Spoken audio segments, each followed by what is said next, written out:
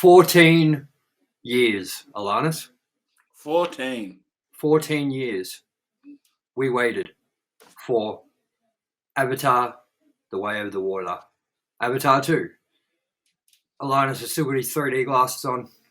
Yeah, man, like everything's 3D now. Thank you, James Cameron. Whoa, man, whoa. So we're here to give you our review. Full spoilers. But you know what? Just for you guys, the first little bit of this review won't be spoilers. But we will get into spoilers and we'll let you know when we're going to do that. So, I guess we'll take it away with our review of Avatar, The Way of the Water.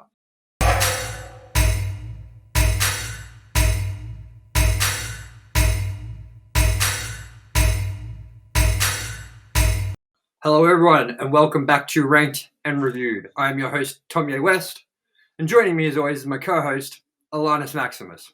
Greetings. And we are here at 2:45 in the morning, 2:45 a.m. to give you our review of Avatar 2, The Way of the Water. Now, before we get into our thoughts, we are going to give you an overview of this movie. Now, there won't be a lot of trivia, not trivia, but we won't have box office results, we won't have anything of that, so it's going to be a quick overview. Let's get it out of the way. Avatar, The Way of the Water, released 2022. Alan, can you guess what it's rated? 12A. You got it right. 100%. 12A. 3 hours and 12 minutes is the runtime. So, if you guys like feeling in your assholes, don't go see this, I guess.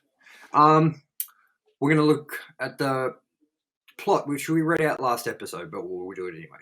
Jake Sully lives with his newfound family formed on the extrasolar moon Pandora. Once a family threat returns to finish what was previously started, Jake must work with the Neytiri and the army of Na'vi race to protect their home. This is directed by James Cameron, written by James Cameron, Rick Jaffa, Amanda Silver, and it stars Sam Worthington, Zoe Saldana, and Sigourney Weaver, along with a bunch more, including Stephen Lang and Kate Winslet. Why is my last name not Jaffa? I don't know. I'm going to have to contact someone about this. Adam, fucking hell. I'm so tired, it's so late. ALANNIS Jaffa Maximus. Delicious treat. So the only thing we have here for box office results is the budget of $350 million. That's how much it cost, which has gone up since the last time we checked it. I don't know if you remember, ALANNIS, but the last time we checked it was $320 million. Expensive. Very expensive. So, with that, ALANNIS, let's get into our thoughts on this movie. And as always, we're going to start with you. You take the floor. I enjoyed this movie, I think, overall more than the first one. I think a big thing was it was more its own story. Like, the last one was very played trope. Pocahontas, Dances with Wolves, I guess, maybe. Fern Gully, etc., etc., etc. Whereas this one wasn't. It went a little long. Some scenes I didn't think needed to be there or be as long. But it was good. It was James Cameron's mastered the sequel again. I am going to say that this movie, it is a visual spectacle. You have to see it simply for the visuals. And if you're going to see this movie, see it in 3D. Don't see it in 2D because you're not doing the movie justice and you're not doing yourself justice by seeing this in 2D. Now, I know a lot of people are going to be like, oh, fucking hate 3D. I don't like wearing the glasses, blah, blah, blah. But this is the sort of movie that's the rare exception where I'm going to say, there's no argument here. Like, you have to see it in 3D. I don't think IMAX is a make or break for this movie. I think you can go see this at the cinemas in 3D and enjoy it without having to have a giant screen or pay the extra fee just to go to IMAX sort of thing. But I would definitely recommend it being viewed in 3D. Now, what you said about the story, I agree. When we first read out the plot for the first one and the second one on the last review, we both said that he was just remaking the same movie. And watching this, I didn't feel like it was the same plot whatsoever. I actually felt like it was because we've had the setup to the world, the Na'vi, what's going on from the first movie. This one was a lot quicker to get into gear and sort of give you the action. I don't know if you agree with that. Definitely. It didn't waste time. I don't think at all with introducing what was going on. Yeah. I definitely enjoyed this more than the first. I feel like they've ironed everything out that was an issue with the first movie. CG's come a long way. And what James Cameron said, which is that his CG looks a lot better than most movies out there, including Marvel and whatever. It's definitely true, but again, you'd want to hope so after 14 years. You know what I mean? You want to hope several $100 million. Dude, it was. That's the one thing that you can say about this movie is that the budget definitely shows. This movie couldn't have been done probably for less than what they've spent on it. And this movie probably couldn't have come out as good looking or as interesting as it did with less time, I'm guessing. You know what I mean? Like I'm talking every frame of this movie was polished. There was nothing where I was like there's something that you brought up after the movie finished, which was sort of weird, but like apart from that issue, which was the higher frame rate of this movie compared to the last one, compared to most movies actually out there, this has got a quicker. It just feels. It feels weird. Like it doesn't look bad. It doesn't look awesome. It just feels strange viewing it in such a higher frame rate. It's got that weird, like, it's almost like your brain has trouble processing it because it feels like you're watching people in front of you live, but you're watching a movie. So your brain, it's confusing. Like, definitely. And I didn't notice it in every frame, obviously, in every bit, because I don't think I think we read that they didn't use the higher frame rate in most of the movie, if not all. Like there was just some shots or some scenes that were very noticeable. Like I'd say at the start, it was more noticeable when you first sort of start viewing the movie, but when your eyes sort of adjust to it, it gets less and less prevalent while watching it. But when you first, the action seasons all seem to use it. I noticed, like it definitely felt a lot like more fluent, but as you said, in that weird jarring way where it's like I don't know if you remember when The Hobbit came out to the movies and everyone was complaining about the frame rate being really too high and it was almost like off-putting and it made like everything look fake around the Hobbits, like the background scenery and stuff looked really terrible because of the frame rate. This movie doesn't suffer from that same issue, but the frame rate definitely is jarring because I don't think me and you have seen a movie at the movies while we've been doing Ranked and Reviewed that has had this sort of frame rate. Definitely not, no. So, with that, I think we should get into spoiler territory. So if you're watching at home, now, if you haven't seen the movie and you don't want to spoil it for you, this is the time to turn off our review and come back where you left off and watch it when you've seen the movie. So, ALANNIS, being an Avatar fan, you're the bigger Avatar fan out of both of us. I'm not actually an Avatar fan at all. To be honest, I don't really think the first movie is anything that great. I thought it was very overrated except for the visual aspect. I think this one's a lot better all around. But being an Avatar fan, knowing the world a little bit more than I do, how do you think this movie was handled, and how do you think they did with handling the story? I liked it. I think the very end, it felt like it slowed down a bit. It's like, we get it. They're going to drown, but not drown. There's a couple of other scenes, like when I have no idea what their names were, but the youngest boy, when he like, what's the word? Is it bonded, paired?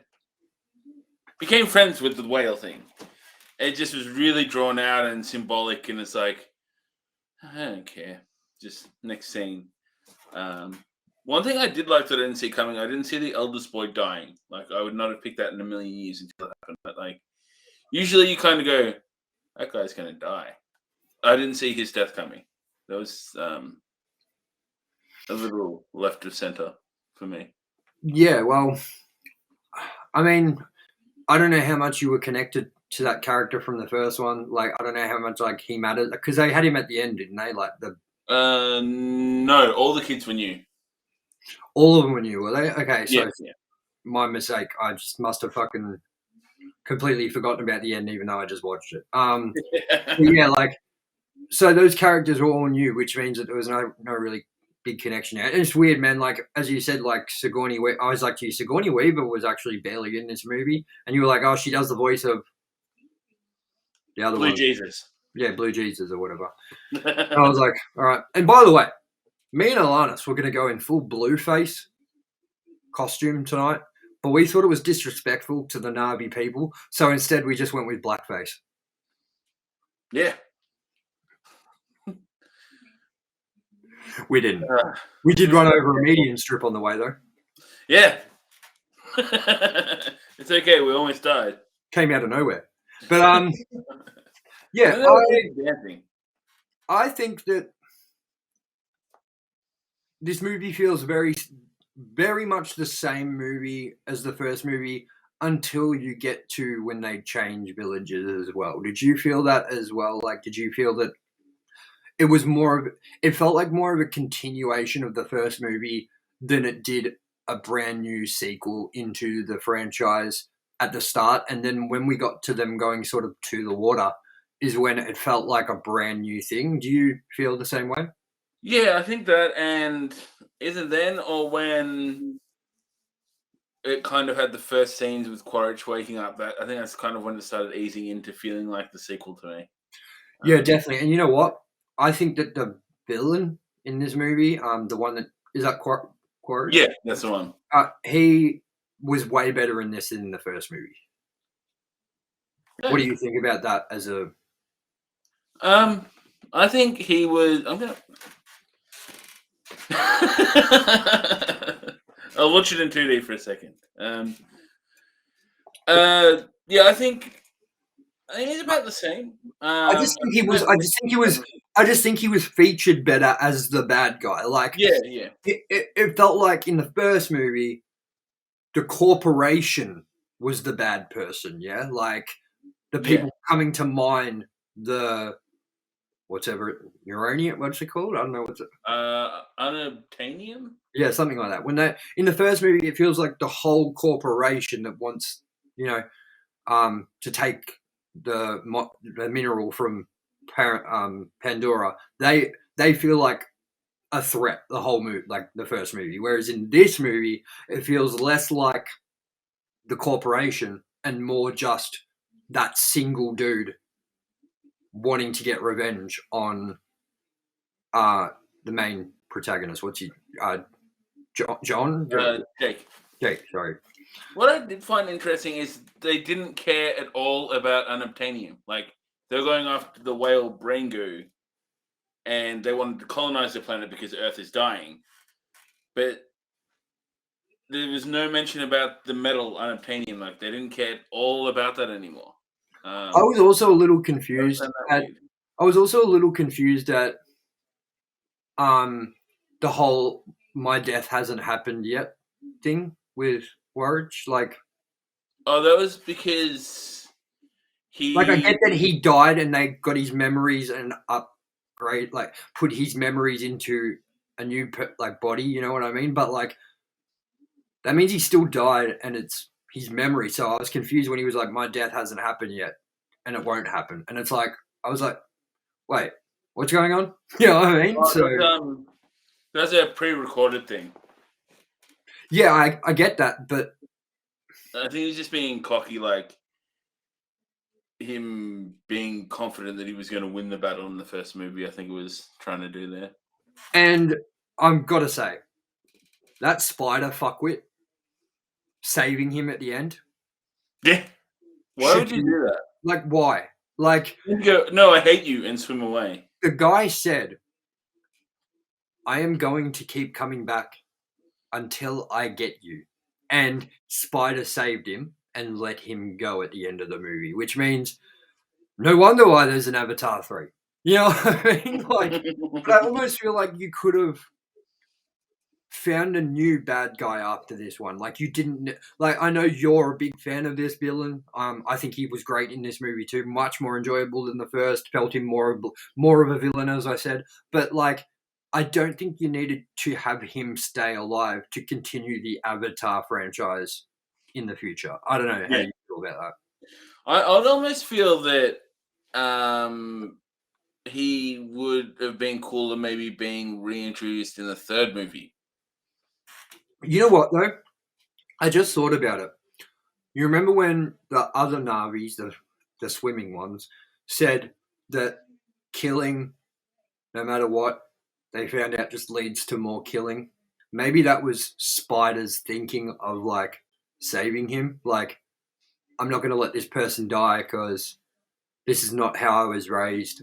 Like, I've been raised to save people. So I guess it can be like, to be kind, to be helpful, whatever. I guess it kind of makes sense in that regard, but it is also like, dude, he was like ready to wipe out everything in Pandora. This is the one person you probably could have just like Killed. bent the rules a little bit. You know what I mean? But yeah, like, how did you feel about him in this movie too, Spider? Because there was moments I really liked of him as a character, but at the start, I found it really weird seeing a normal-looking human kid around all these Na'vi and in like this CG world. Like, how did you feel about that too? Yeah, it was a bit weird, and I don't think they know quite what they're doing with the character yet, unless there's something big happening in the next movie. It felt like he was going to jump ship, then he wasn't, then he was, then he wasn't. Then he saved his dad, then he was pissed off at his dad and swam away. And it's like, But I don't think it's kind of confusing too that like he's like family of Navi were ready to stab him to death at the end. Yeah, that felt weird for me as well with Nick, because to me that did not feel like a bluff. No, and it almost felt like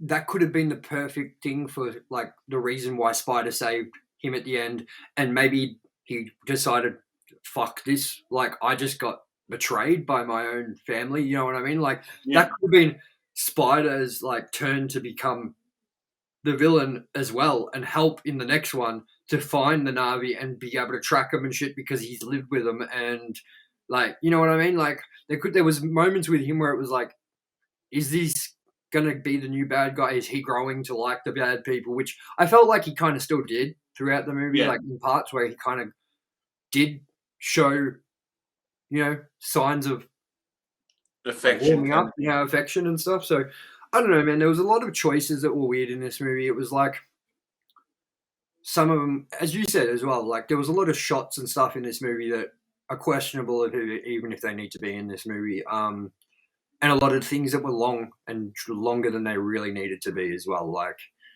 we get that this movie's a visual spectacle, but also that's like half of what the time was spent on was just camera shots of all this pretty shit. You know what I mean? And it's like, there's a lot of stuff we could have cut out of this, you know? Yeah. And there's Blue Jesus. Yeah, Blue Jesus. There's very big Jesus undertones with that. Sigourney Weaver's character. Yeah, definitely. Now, another thing I want to ask you about. After seeing it, how do you think this movie is going to fare critically compared to the first? How do you think this movie is going to fare box office wise? What is your prediction for this movie now? I believe I have a little bit more faith it may hit its mark, but I still find it, I don't know, it's a big mark. I think it's definitely going to make enough for them to go. I don't think the third movie and maybe even the fourth movie are going anywhere, but I also feel done right, we could squeeze a couple more movies out of this. But yeah, I don't think we're going to see 6 and 7. I just think that's when it's starting to become like, okay, like you're drawing this out too long now. Like this movie was drawn out pretty long. As we said, it went for like I was like prepared for the 3 hours and 12 minutes, so I was like, well, I'm just going to sit here and enjoy the visuals and enjoy the experience. But by probably the 2 hour and 45 minute mark, the last half hour of the movie, I was like, all right, Jimmy Cameron, wrap this shit up. So, oh yeah, and I got trapped in an elevator. People you went to get a drink and you fucking got lost. Yeah, I went into an elevator and it wouldn't move, and then it sent me outside when it did move. It's a good time. IMAX elevators. So, I mean, I actually think Sam Worthington was really great in this movie. He was less tacky. I think Zoe Saldana as well. They felt less. That's the best word. They felt less tacky. It was better acted. It was definitely, and I also feel like that's something to do with James Cameron's direction, obviously. And I also think that it's also the factor that they've gotten used to what Avatar is, what the characters are supposed to be. And also they've worked on it for that long that, like, how many times do you reckon they got to do takes of those shots? Like, you know, Sam Worthington definitely delivered a much better performance than I think I've ever seen him deliver in a movie before this. What do you think? I agree.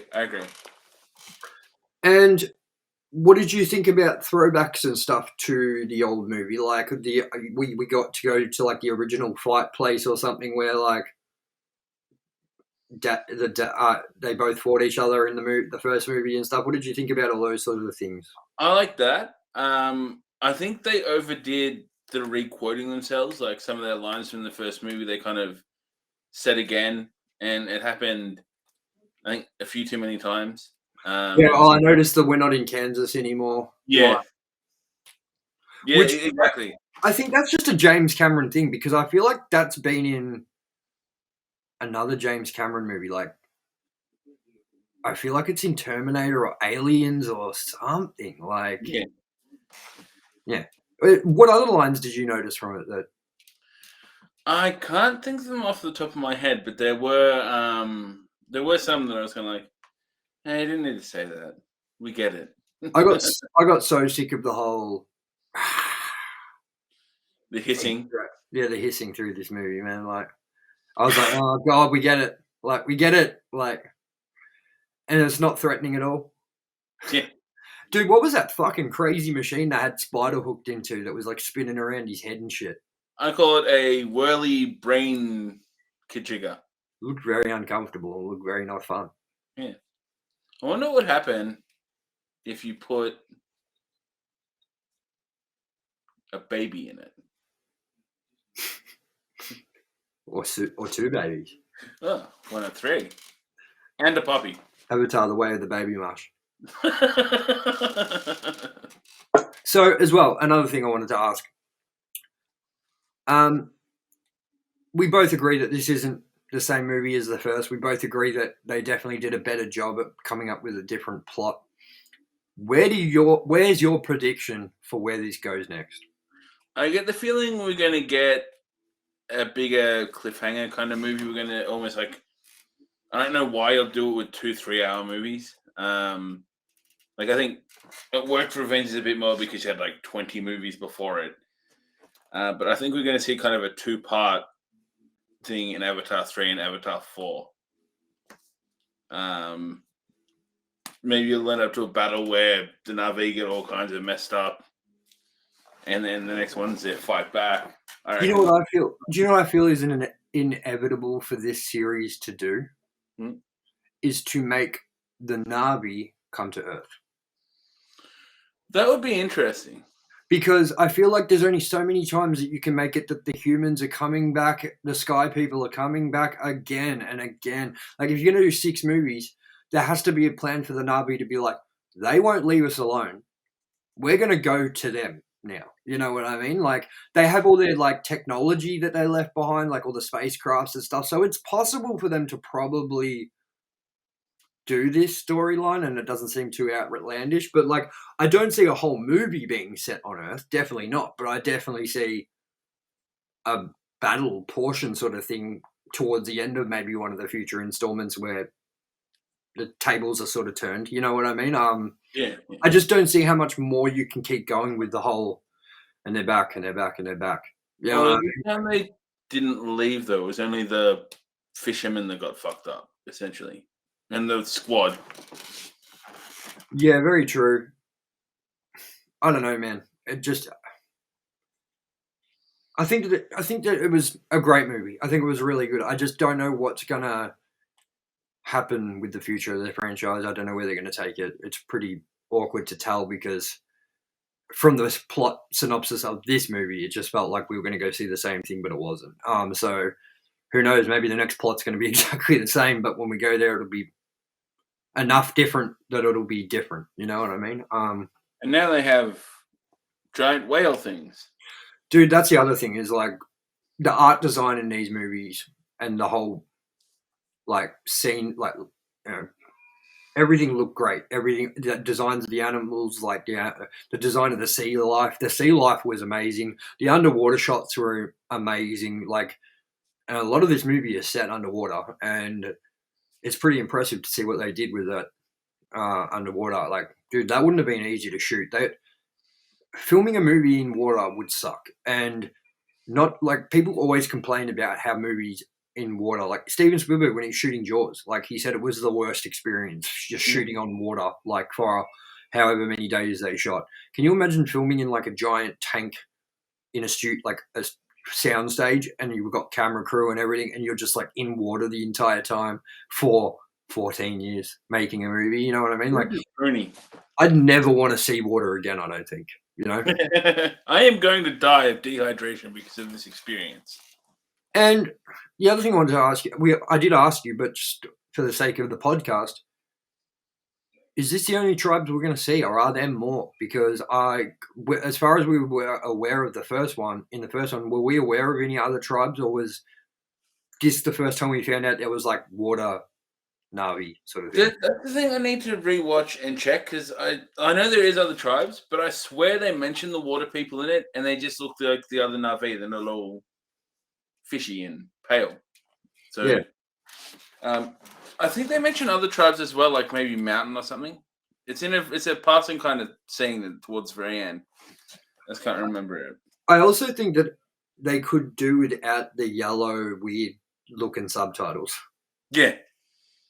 Yeah. And talking to the animals, like the animals can talk back. Like, I know it's like whatever, but I know it's like make believe this whole movie, but you know what I mean? That just seemed like a step too far for me with these movies, where it's just like the whale's like, "How's your baby?" and she's like, "It's good." Fucking whack, man, you know.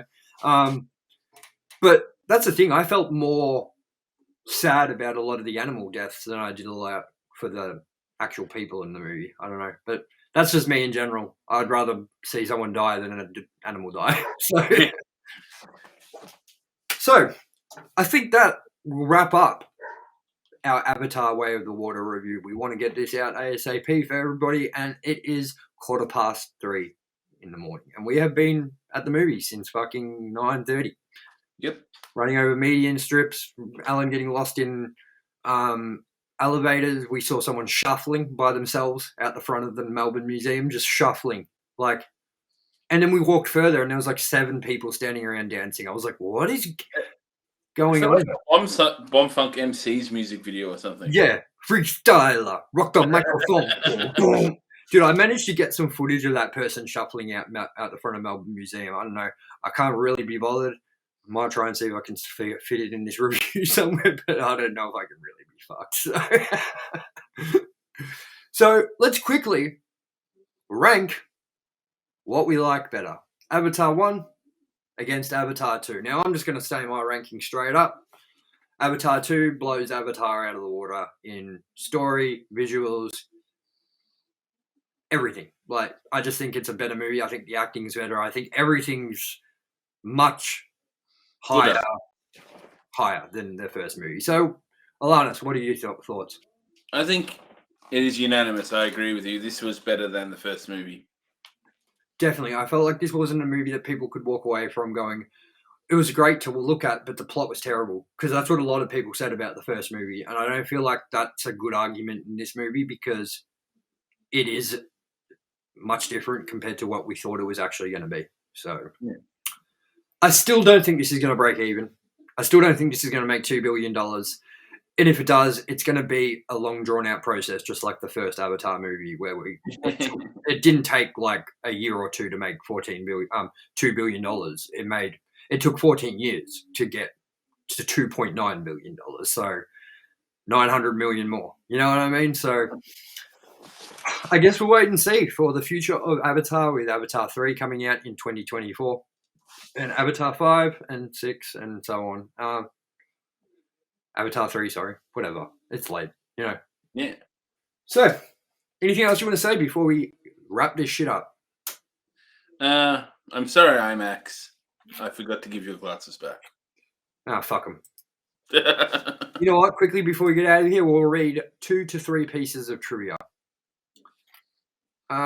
According to James Cameron, Kate Winslet will be performing all of her underwater stunts herself. Cool.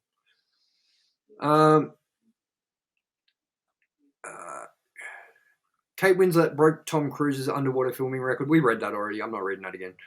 Edward Norton turned down a role after finding out he'd be playing a human, being more interested in playing a Na'vi. James Cameron, who still wanted to work with Norton, eventually had him cast as Nova in Alita Battle Angel. And we'll go for one more. Is that a James Cameron movie? Must be. There you go. This is James Cameron's first sequel since Terminator 2 Judgment Day in 1991.